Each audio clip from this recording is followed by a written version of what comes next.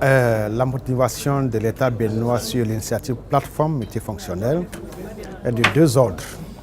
Le premier ordre, je viens de le dire tout à l'heure, au Bénin, le taux d'électrification rurale est au plus de 3%.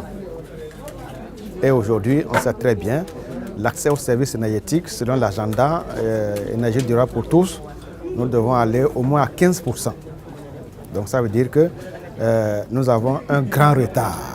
Et ce grand retard ne peut pas être comblé si nous n'allons pas au système décentralisé et l'amélioration des services énergétiques là où le réseau ne pourra pas aller d'ici 15 ans, 20 ans. Et ce n'est pas les plateformes multifonctionnelles que nous pouvons développer cet accès aux services énergétiques en milieu rural. Ça, c'est le premier point. Le deuxième point, c'est que nous savons très bien que sans énergie, il n'y a pas de développement.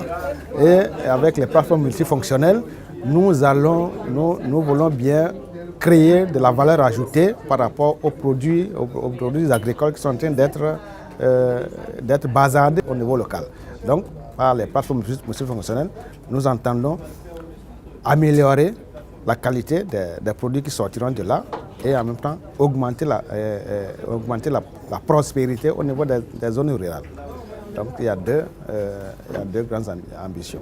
Vraiment, il faut dire que l'Oise vient pour nous comme un outil que nous devons accueillir à bras ouverts.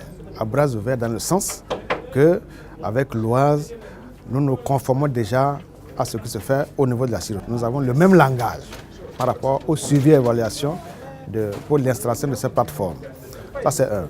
De deux, c'est que nous pouvons suivre aussi dans notre pays, comment est-ce que ça évolue, avec qui nous avons surtout affaire, et comment est-ce que ça évolue au niveau de ces bailleurs-là.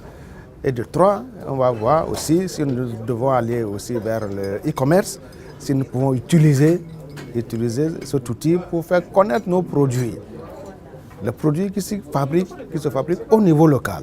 Je pense que comme ça, nous allons améliorer les conditions de vie de nos populations et augmenter effectivement leur pouvoir d'achat.